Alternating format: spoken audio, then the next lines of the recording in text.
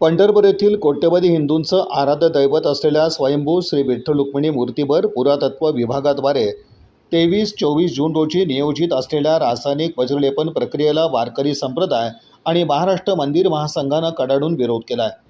Corona काळात केलेलं लेपन पुढील 10 वर्षे टिकेल असा दावा प्रशासनानं केला होता। मात्र अवघ्या 4 ते 5 वर्षात मूर्तीला पुन्हा लेपनाची आवश्यकता भासणं हे या रासायनिक प्रक्रियेचं अपयश सिद्ध करतं।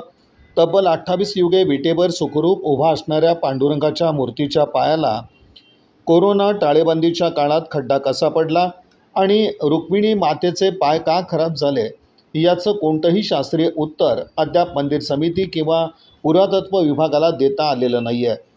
कृत्रिम रसायनांमुळे पाषाणाचं नैसर्गिक श्वसन रोखलं जाऊन मूर्ती आतून ठिसूळ होण्याचा गंभीर धोका असल्यानं वारकरी संत महंत आणि मूर्तीशास्त्रज्ञांना विश्वासात न घेता प्रशासनानं एकतर्फी पाऊल उचलल्यास संपूर्ण महाराष्ट्रात जनक्षोभ निर्माण होईल।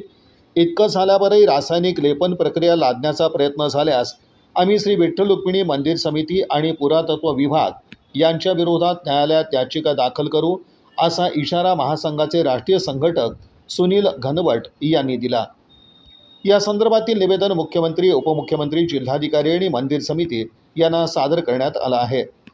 याप्रसंगी वारकरी पाईक संघाचे हरिभक्तीपरायण रामकृष्ण हनुमंत महाराज वीर, प्रज्ञापुरी ज्ञानपीठ अक्कलकोटचे पीठासीन धर्माधिकारी प्रसाद पंडित, हिंदू राष्ट्र समन्वय समितीचे जिल्हा संयोजक चंद्रकांत रमण शेट्टी, महाराष्ट्र मंदिर महासंघाचे विनोद रसाळ आणि हिंदू जनजागृती समितीचे राजन बुणगे उपस्थित होते। नमस्कार। प्रज्ञापुरी ज्ञानपीठ अक्कलकोट आम्ही पंढरपूर इथे जो आज पत्रकार परिषद झाला मंदिर महासंघाच्या वतीने त्या ठिकाणी आम्ही उपस्थित आहोत। विठ्ठल रुक्मिणी अर्थात इथे पांडुरंग परमात्म्याचं जे अधिष्ठान आहे, इथे गेल्या अनेक वर्षापासून वेगवेगळे कारण देऊन मूर्तीस वज्रलेप केलं जातं। पण हे वज्रलेप रासायनिक प्रक्रियेने असल्याने मूळ मूर्तीची जी नैसर्गिक झीज आहे होत असेल, पण त्याला आयुर्वेद पद्धतीने त्याच्यातले जे काही तज्ञ जाणकार आहेत त्यांना घेऊन एक प्रक्रिया केली पाहिजे। तर याला आमचा विरोध आहे।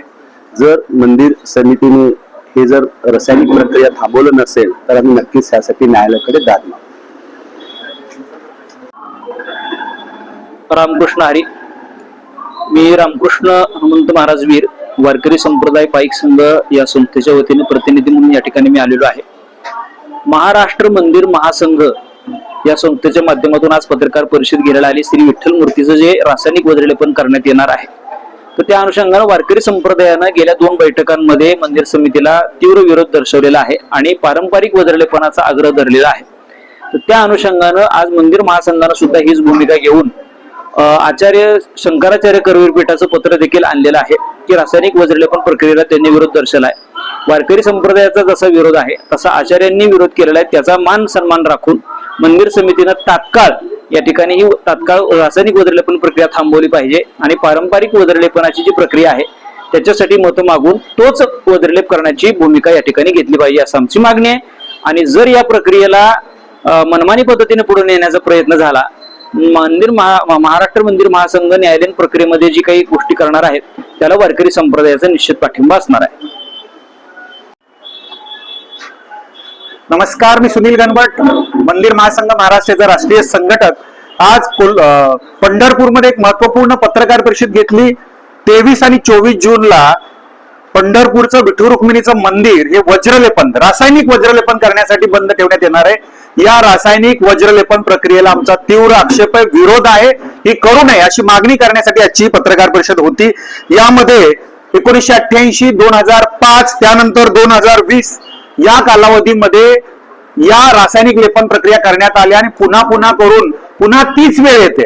2020 ला रासायनिक लेपन प्रक्रिया केल्यानंतर पुरातत्व विभाग, मंदिर समिती या सर्वांनी सांगितलं होतं की पुढची 10 वर्ष टिकेल, मग 3 वर्षातच पुन्हा का वेळ येते? या गोष्टींचा विचार कोणीतरी केला पाहिजे। कोरोना काळात चरण स्पर्श दर्शन बंद असताना सुद्धा मूर्तीची झीज होते, याचाच अर्थ रासायनिक लेपन प्रक्रियेमुळे होत आहे का हेही पाहिलं पाहिजे। मंदिर समितीने जो घेतलेला निर्णय आहे हा तत्काळ मागे घ्यावा ही मागणी या ठिकाणी आहे। त्याचबरोबर करवीर पीठाच्या शंकराचार्यांनी सुद्धा या संदर्भात आक्षेप नोंदवलेला आहे। या प्रकारच्या मूर्तीला रासायनिक लेपन प्रक्रिया करू नये असं त्यांनी स्वतः पुरातत्व विभाग, मंदिर समिती, माननीय मुख्यमंत्री आणि मंदिर महासंघाला पत्र पाठवून कळवलेलं आहे। शंकराचार्यांनी सांगितलेलं मत तरी आपण मानणार आहात की नाही? आणि जर पुरातत्व खातं हेकेखोर पद्धतीने ही प्रक्रिया करणारच असेल त्याची जबाबदारी त्यांनी स्वीकारावी, लिखित स्वरूपात त्यांनी द्यावं की कुठलेही रासायनिक घटक आम्ही त्याच्यामध्ये वापरत नाही, ही जबाबदारी स्वीकारावी. अन्यथा जर मूर्तीला कुठल्याही प्रकारची हानी झाली तर महाराष्ट्र मंदिर महासंघ वारकरी संघटना आपल्यावरती फौजदारी गुन्हे दाखल केल्याशिवाय राहणार नाहीत. आणि या संदर्भात जर ऐकलं नाही तर आम्ही न्यायालयाचे दरवाजे सुद्धा ठोठावणार आहोत. याबाबत मूर्तीबाबत कुठल्याही प्रकारची हेळसांड, कुठल्याही प्रकारच्या अशा गोष्टी चालणार नाहीत, हा इशारा आम्ही या ठिकाणी देत आहोत.